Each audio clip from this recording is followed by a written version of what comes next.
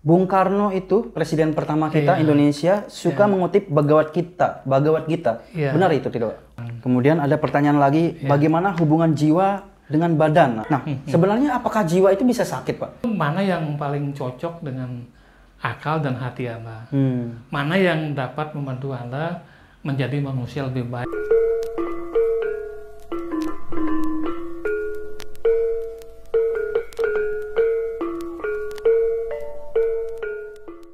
Om Swastiastu. Om Swastiastu. Bapak Ibu umat sedharma yang berbahagia, saya WN Agus Sumarjaya. Pada saat ini saya bersama Bapak Ngakan Putu Putre akan melanjutkan obrolan Dharma tentang serada kedua, yaitu percaya pada Atman, bagian kedua, dengan subtema apakah jiwa bisa sakit? Nah, untuk lebih jelasnya langsung saja kita tanyakan kepada beliau, Bapak Ngakan Putu Putre. Apa kabarnya, Pak? Baik, Swastiastu. bagus. Anda sehat-sehat? Astungkara, sehat-sehat selalu, Pak. Baik. Seperti di episode sebelumnya, banyak sekali dijelaskan di buku terbaru terbitan Media Hindu yang Bapak Ngakan Putu Putra tulis. Di daftar isinya salah satunya ada tentang Pancasrada atau 5 keyakinan umat Hindu. Nah, bagian kali ini mengangkat tema tentang serada kepada Atman, ya, percaya pada adanya Atman. Nah, banyak sekali pemirsa atau Bapak Ibu umat sedharma yang bertanya langsung di komen di YouTube Media Hindu maupun melalui redaksi Media Hindu. Nah, di sini kami rangkum beberapa pertanyaan yang masuk dan semoga bisa memberi kejelasan, ya Pak, ya, terhadap umat untuk mengetahui lebih jauh tentang Atman. Nah, mari untuk itu kita langsung saja ke pertanyaan pertama dari umat sedharma. Nih Pak, melanjutkan yang kemarin ya Pak, ya. Iya. Ada pertanyaan, bagaimana hubungan jiwa dengan Tuhan, Pak? Nah, hubungannya. Iya. Ya. Makasih, bagus ya. Ini juga dibahas ya dalam filsafat Vedanta gitu. Vedanta. Nah, itu salah satu dari 6 sistem filsafat Hindu kan, Sadarsana Vedanta. Ada 3 cabangnya itu ya, yang Adwaita oleh Sankara, terus Visista Adwaita oleh Ramanuja, Adwaita oleh Madhva. Tapi saya ambil 2 saja ya. Yang kedua, yang pertama tadi itu kan. Jadi ada teori namanya teori pantulan kan. Teori pantulan. Pantulan, hubungan Tuhan dengan jiwa itu. Yang disebut teori pantulan. Atau Prakti Bima Wade. Prakti Bima Wade. Jadi pantulan ya. Tuhan memantulkan cahaya itu ke dalam diri manusia kan, ke dalam tadi Anandamayi Kosanya itu kan. Ini seperti bulan yang memantulkan cahayanya di periuk kan. Iya. Kalau periuk itu ada airnya kan. Iya. Banyak periuk ada airnya jernih, bulan tampak di situ gitu. Nah, berapapun banyaknya periuk itu, apakah 1000, 1.000.000, kalau ditaruh di bawah bulan itu kan masing-masing ada bulan kelihatan di situ. Iya, benar. Padahal bulan cuma satu. Cuma gitu. satu, iya. Nah ini gambarnya ya, nanti bisa diambil sama Didik kalau kayak begini nih. Kayak ini. Periuk-periuk ini kan. Ya, periuknya banyak. Banyak, ada air jernih, bulan di atas, masing-masing periuk mempunyai bayangan bulan. Itu disebut Prakti Bima Wade. Seperti itulah manusia ya Pak ya? Iya, atau makhluk hidup mendapat seperti periuk itu. Pancaran itu kan, pancaran. Dan bulan sebagai Tuhannya. Seperti gitu. itu. Terus yang kedua ada namanya teori pemisahan. Oh, ada 2 lagi. Ya, ada yang kedua nih. Ya. Ini dari Ramanuja ya. Nah, disebut itu Awaceda Wade gitu. Awaceda Wade. Nah, ini contohnya begini kan, yang simpel aja kan. Kalau kita punya balon ya. Balon. Lalu kita tiup balon itu kan. Jadi udara itu kan masuk ke balon itu kan, balon bumbung begitu. Ya. Lalu kita ikat. Nah, udara dalam balon itu beda dengan udara di luarnya gitu. Terpisah kan? Terpisah. Beda gitu. Nah, ini gambarnya kayak gini nih. Simpel lagi nih kan. Nah, ini. Nanti bisa diambil sama itu kan. Ya. Nah, ginilah balon-balon ini. Jadi udara di luar berbeda dengan udara di dalam balon. Dalam balon. Tapi nanti kalau kita misalnya tusuk balonnya itu, meletus kan, udaranya bergabung lagi. Bergabung gitu. lagi. Oh. Jadi itu namanya teori itulah, pemisahan. Iya, teori pemisahan namanya. Iya. Jadi hubungannya itulah ya, ada yang berpendapat jiwa itu pantulan dari Tuhan. Ada yang berpendapat ini bagian kecil dari Tuhan. Gitu. Sedikit tidaknya sepertinya mirip ya Pak ya? Mirip secara logikanya gitu ya? Iya mirip lah, keduanya masuk akal juga itu kan. Gitu. Oke. Nah itulah tadi ada hubungan jiwa dengan Tuhan seperti itu perumpamaannya ya dari dua teori salah satunya pantulan dan pemisahan. Kemudian ada pertanyaan lagi, bagaimana hubungan jiwa dengan badan? Nah, tadi jiwa dengan Tuhan, sekarang jiwa dengan badan kita sendiri. Iya, ini pakai analogi juga itu di Upanishad ya. Upanishad. Dianalogikan seperti kereta gitu. Kereta itu kan ada kuda kan? Iya. Ada tali kekang. Iya. Ada kusir, ada badan kereta kan, ada pemilik kereta gitu. Kereta, bukan kereta yang zaman sekarang ya Pak ya? Kereta lokomotif, kuda, kereta kuda gitu ya. Kan. Nanti cari gambar kereta kuda lah itu. Ya. Jadi kuda ini dianalogikan sebagai indera kita, indera kan. Kereta itu adalah inderanya. Nah, itu kuda-kuda itu inderanya, terus badan kereta itu badan kita. Tali kekang itu adalah pikiran kita. Sedangkan sopir itu adalah jiwa kita. Jiwa. Pemilik kereta itu Atman lah Tuhan. Jadi disebutkan begini, sebuah kereta ya yang kuda-kudanya liar, tali kekangnya tidak kuat dan kusirnya tidak terampil, akan pergi kemana-mana, terlunta-lunta gitu kan, tidak mencapai tujuan perjalanan. Gitu. Tapi kalau kudanya terlatih, tali kekangnya bagus dan kusirnya juga orang yang terampil, badan keretanya juga kuat, maka dia akan sampai ke tujuan perjalanan. Artinya kemana sih tujuannya kan ke moksa gitu. Artinya kita harus melatih indera kita kan, mengendalikan lah. Jadi pikiran kita harus kuat juga untuk mengendalikan itu dan jiwa kita juga kan harus supaya terampil juga dan mengendalikan kuda itu gitu. Berarti satu kesatuan yang tidak dapat terpisahkan ya Pak ya? Iya. Seperti rantai. Iya gitu. Jadi tidak boleh ada satu unsur yang jelek lemah, atau rusak atau lemah gitu. Betul. Ya. Kemudian apa pengaruhnya bagi perilaku kita Pak? Iya.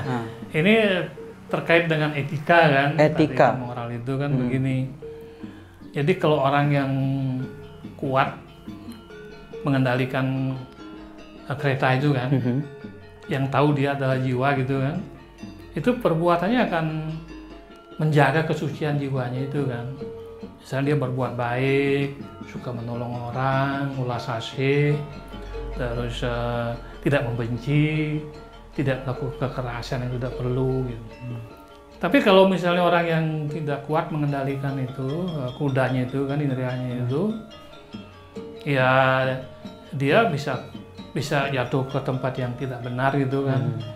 Bisa juga dia berperilaku yang tidak baik. Itu secara etika individu kan ya. Jadi ada juga etika sosial kan, pengaruhnya ke etika sosial itu apa sih? Hubungan kita dengan orang lain itu gimana sih? Yang tadi kan kita memperbaiki diri kita gimana gitu kan. Misalnya contoh ya, ini yang disampaikan oleh Profesor Paul Dawson namanya. Beliau tuh seorang Jerman ya, yang mempelajari Upanishad. Dia bilang begini, di dalam agama saya gitu, ada perintah cintailah tetanggamu, love thy neighbor gitu. Terus dia bertanya, apa sih dasarnya saya mencintai tetangga saya? Kan masing-masing beda kan. Kalau dia senang, saya belum tentu senang juga kan. Nah kalau saya susah, dia belum tentu ikut susah juga gitu. Kan berbeda, apa dasar saya mencintai dia gitu. Iya, Paul Dawson mengatakan ya, Pak Paul Dawson mengatakan tidak ditemukan dasarnya di kitab suci manapun gitu. Tetapi ditemukan di dalam Upanishad. Itu dalam Mahawakya ya, ucapan agung itu Tattvamasi gitu. Mahawakya Tattvamasi. Iya, karena apa? Karena jiwa dalam diri saya, jati diri saya sama dengan jiwa Anda kan, sama dengan jiwa teman-teman itu. Aku adalah kamu, kamu adalah aku gitu kan. Dari Upanishad ya, Tattvamasi Upanishad itu. Jadi itu dasarnya kenapa saya mencintai tetangga saya, karena tetangga saya sama dengan saya juga gitu. Itu dasarnya gitu, bukan karena perintah Tuhan itu. Iya. Atau yang lain-lain kan, atau konvensi. Ya karena dasar filsafatnya itu, dasar metafisikanya itulah. Karena diri saya yang paling dalam ini sama dengan Anda, sama dengan dia juga. Ya, jadi ada itu dasar hubungannya. filosofi. Iya, itu namanya etika sosial. Etika sosial. Ada hubungannya dengan Trihita Karana ya Pak ya? Itu lain lagi. Lain nanti lagi. kita ngomongin, Iya. ngomongin Manusia itu, dengan ya. manusia maksud saya. Iya, iya. Nah kemudian ada pertanyaan, Bung Karno itu presiden pertama kita Indonesia suka mengutip Bhagavad Gita. Iya. Benar itu tidak? Oh ya, beliau itu sebelum tahun 30-an sudah baca Bhagavad Gita dalam bahasa Belanda itu kan. Dan sering beliau kutip itu untuk berbagai kesempatan ya. Nah terkait dengan ini ya, waktu beliau diadili di Bandung oleh pemerintah Belanda kan, beliau mengutip Bhagavad Gita ada 2, sloka 23 dan 24 itu yang menyatakan kira-kira begini kan, dia tidak terluka oleh senjata, tidak kering oleh angin, tidak terbakar oleh api, tidak basah oleh air. Dia abadi dan kekal. Itulah jiwa. Maksudnya kenapa? Kalau kamu menghukum saya itu ya, termasuk hukuman mati pun saya nggak takut. Kenapa? Karena diri saya itu, jiwa itu kekal itu. Mungkin yang kamu sakit itu tubuh saya saja. Badan. Saya tetap akan ada. Jadi ini sloka ini mengajarkan kita untuk berani menghadapi tantangan gitu. Itu yang Bung Karno angkat waktu pembelaannya di Pengadilan Bandung itu, dan diangkat nanti jadi buku Indonesia Menggugat gitu. Oh iya. Pernah sempat lihat di perpustakaan Ada SMA juga. Pak dulu. Iya. Indonesia Dan Menggugat. banyak lagi sloka yang dikutip, tapi untuk kesempatan lain nantilah kita bahas juga itu. Ya, setidaknya presiden kita pernah baca Bhagavad Gita ternyata Pak ya. Wow, beliau paling awal baca hafal itu. Hafal malah. Nanti Meskipun beliau bukan seorang Hindu, iya. tapi ibunya ya. Iya, dulu. tapi beliau baca semua kitab suci dan sangat senang dengan Bhagavad Gita ya. Nantilah kita bahas suatu saat ya mengenai hal itu. Siap Pak. Nah kemudian ada pertanyaan selanjutnya dari umat. Bagaimana caranya agar kita selalu ingat bahwa jati diri kita ini adalah jiwa itu sendiri Pak? Ya, ini selalu simpel kan ya. Waktu anak pranayama disuruh apa sih? Tarik Begini, napas, kan? Tarik napas, ngucapin apa? tahan napas dan buang napas. Kalau saya sih setaunya Om Ang Namah, Om Ung Namah, Om Mang Namah atau Soham. Iya, So Soham dan ya. Ham. Soham itu Ya, juga ya. banyak alternatif yang bisa kita jadi lakukan. Soham itu artinya aku adalah itu gitu kan. Aku adalah Menarik itu. gitu kan. Soham. Kalau tatua masih aku adalah kamu, kalau Soham Iya. aku adalah itu. Aku adalah itu. Itu tuh maksudnya siapa itu? Tuhan. Jiwa kita Jiwa itu kita. sama dengan itu kan, itu. tat kan. Tat. Tat itu dalam Upanishad itu untuk menunjuk Tuhan gitu. Jadi jiwa saya ini esensinya sama dengan itu. Seperti bahasa Inggris dead ya. Iya, dead kan. Oh, Tapi mirip dead ya, itu ya? khusus untuk itu kan. Iya. Untuk menyebut Tuhan gitu. Jadi dengan begitu kita kalau terus ingat, oh kita ini jiwa nih, bukan badan. Bisa juga di waktu kita misalnya pranayama atau meditasi kan, aku bukan badan, aku jiwa, bisa juga itu. Maksudnya apa? Supaya kita menjaga juga perilaku kita itu sesuai dengan kesucian jiwa. Jangan dikotori dengan perbuatan yang tidak moral, yang tidak baik gitu. Dan ada juga tambahannya kan kalau anak pranayama itu kan, kita bisa sehat badan kita, bisa tenang pikiran kita gitu. Jadi mental kita juga bisa stabil. Ada bintang film Hollywood ya, namanya itu Goldie Hawn. Goldie Hawn. Nah itu zaman saya muda tuh dia lagi top-topnya itu. Jadi dia usia 70 tahun tuh masih kelihatan segar gitu kan, sehat, masih cantik gitu. Rahasianya apa? Ya dia bilang dia pranayama 10 menit setiap hari gitu. Oh gitu. Jadi dia sebut 10 minute mindfulness gitu. Jadi cukup 10 menit aja itu. Pranayama tiap hari itu bisa sehat itu, bisa penampilan bisa bagus, badan bisa segar gitu.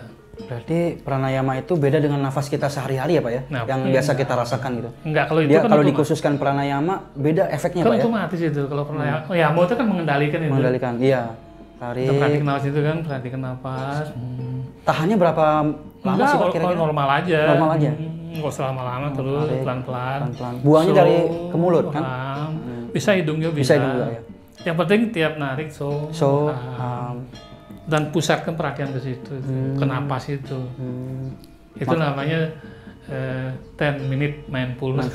Kalau kita meditasi 10 menit itu. Tapi kalau bisa lebih lama sedikit bagus juga, seperempat jam misalnya. Makanya sebelum sembahyang kita umat Hindu khususnya melakukan pranayama. Tenang pikiran kita kan terpusat. Gitu. Sebelum ke Trisandia ya. Betul, betul. Ya, jadi mengerti ya maksudnya dari pranayama itu sendiri. Iya, betul. Nah, pertanyaan selanjutnya, apakah pengetahuan bahwa ada jiwa yang hakikatnya sama dengan Tuhan di dalam diri kita tidak akan membuat kita sombong dan memandang rendah orang lain? Oh iya, tidak dong. Kenapa? Kan kita anggap orang lain punya jiwa juga dengan kita kan, sama kan? Sama. Tattwamasi itu kan, secara horizontal, Anda dengan saya sama. Saya punya potensi suci dalam diri saya, Anda juga ada potensi suci dalam diri Anda kan. Jadi saling menghormati gitu loh. Saling menghormati. Kalau orang India tuh ketemu dibilangnya kayak namaste kan. Namaste. Ya. Namaste itu artinya apa itu? Apa itu, Pak? Aku menghormati yang suci yang ada dalam dirimu gitu. Jadi kita mengaku itu ada kesucian dalam diri orang lain, siapapun mereka itu, apapun agamanya, apapun sukunya, apapun warna kulitnya gitu. Jadi identitas yang paling dalam itu yang menyatukan kita gitu. Sekalipun kulit beda, keyakinan beda, ideologi beda, tapi yang intinya manusia itu sama, tattwamasi. Jadi kita saling menghormati. Nah ini ada pendapat ya, ada pendapat dari penulis. Beliau banyak menulis buku Weda, namanya Anwar Shaikh. Dulunya beliau itu orang Pakistan, Muslim ya. Tapi entah kenapa, terus beliau belajar agama Hindu juga, agama nenek moyangnya kan, karena dulu Pakistan tuh bagian dari India dulunya ya? Iya, Pakistan bagian India tuh, jadi sebelum pecah. Buyutnya dia itu dulu orang Hindu lah dari Kashmir itu. Waktu ada pemisahan India dan Pakistan itu kan terjadi keributan gitu. Saling bunuh kan situ. Dia waktu itu masih SMP kan. Dia sempat bunuh juga tetangga dia itu orang Hindu dan orang Sikh gitu. Padahal teman baiknya gitu. Karena inilah, karena kerusuhan, dia ikut terbawa juga. Setelah dia dewasa jadi guru kan, dia nyesel gitu, kenapa saya bunuh teman saya itu, padahal teman baik gitu.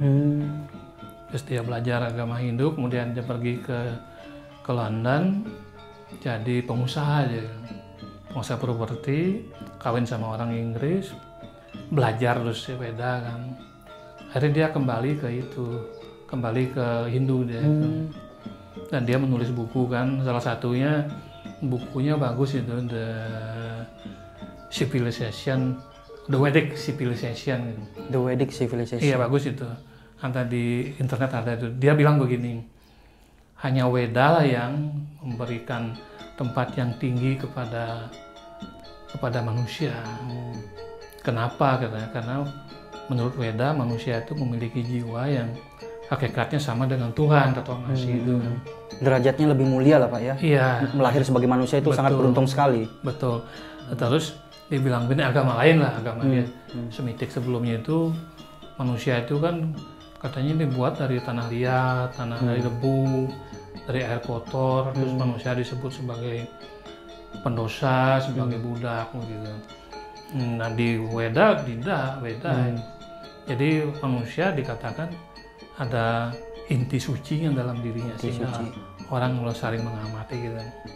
Dan saya kutip juga satu pendapat ini ya, seorang bijak yang lain, Socrates ya.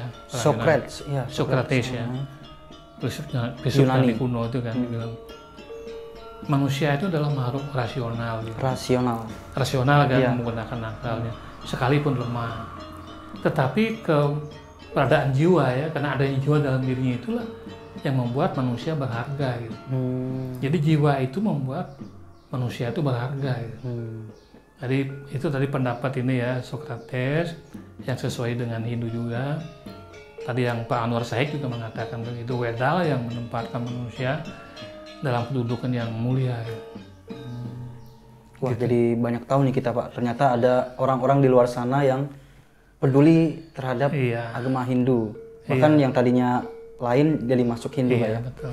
Astungkara. Tapi ini ada bukunya tuh. Bisa di download juga itu di The Vedic Civilization. Iya, Vedic Civilization. Bagus itu. Nanti pemirsa juga bisa searching di Mbah Google ya. kemudian ada pertanyaan lagi Pak. Teori tentang jiwa itu berbeda-beda ya Pak ya? Iya, iya. Nah, mana yang harus diikuti nih Pak dari sekian banyak yang beda itu? Iya, ini wajar ya. Tadi ada pantulan, pemisahan, kayak gitu kan? Macam-macam kan. Hal-hal yang sifatnya niskala ya, atau metafisik lah gitu kan. Memang bermacam-macam teori bisa kan, soal Tuhan, jiwa itu kan bermacam-macam itu. Tuhan misalnya ada yang bilang berbentuk, ada yang bilang tidak, ada yang bilang banyak, ada yang bilang satu, segala macam kan. Jiwa juga sama gitu. Jangankan yang niskala kan, yang skala pun yang dapat dilihat itu bisa berbeda tafsirnya kan. Katakanlah bumi ini kan, ada yang mengatakan bumi datar. Iya, flat earth ya. Flat earth kan, ada yang mengatakan bumi bulat. Bulat ya. Ada yang mengatakan matahari mengelilingi bumi kan. Itu apa namanya, itu geosentris kan. Geosentris. Ada yang mengatakan ya bumi yang mengelilingi matahari, geosentris gitu kan. Jadi macam-macam lah itu. Apalagi misalnya mengenai awal dan akhir dunia itu kan, macam-macam itu. Nanti kita bahas ya. Waktu kita diskusi tentang topik mengenai awal dan akhir dunia itu. Jadi ya tergantung inilah. Jadi mana yang mau diikuti kan gitu. Iya benar. Tergantung mana yang paling cocok dengan akal dan hati Anda. Mana yang dapat membantu Anda menjadi manusia lebih baik. Itu aja dia. Intinya di situ ya Pak. Iya, gitu. Selama itu positif, jalan manapun pasti bagus. Itu, ya. Pokoknya yang paling cocok dengan Anda. Cocok, yang bisa membantu Anda jadi orang yang lebih baik.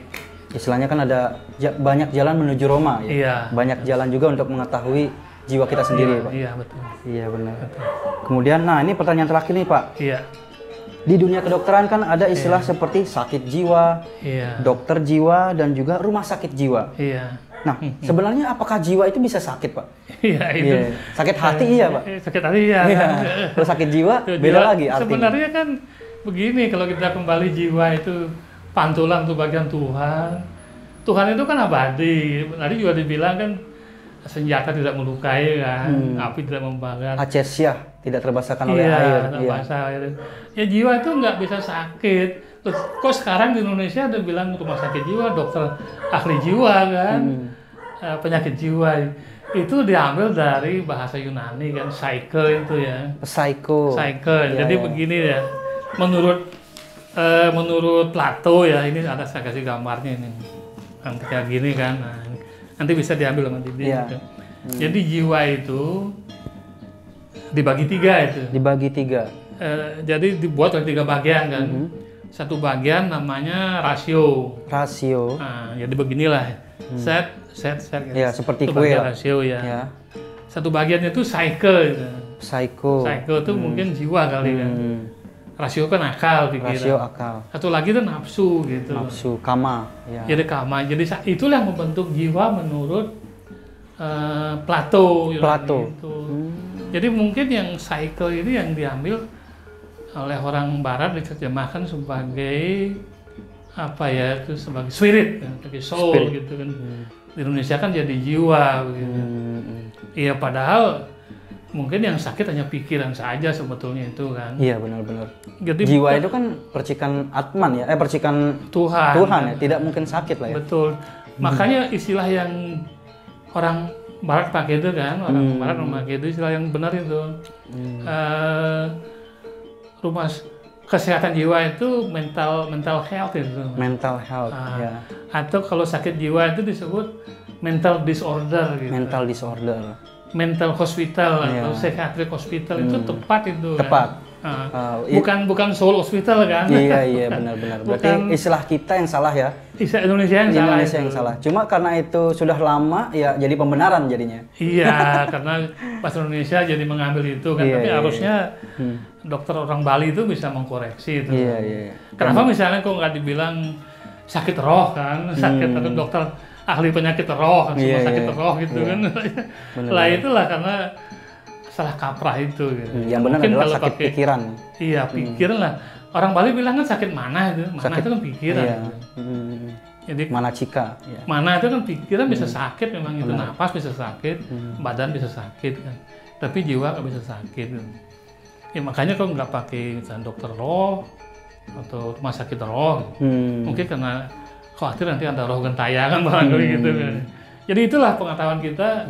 Nah, kalau bisa ya dokter orang Bali itu masih paham lah. Harusnya bisa mengoreksi juga ya. Gitu. Saya baru ngeh juga sih Pak ya.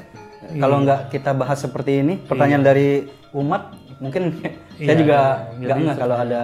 Supaya clear lah Iya, ya. benar-benar. Semua ada dasarnya kan gitu. Iya, iya.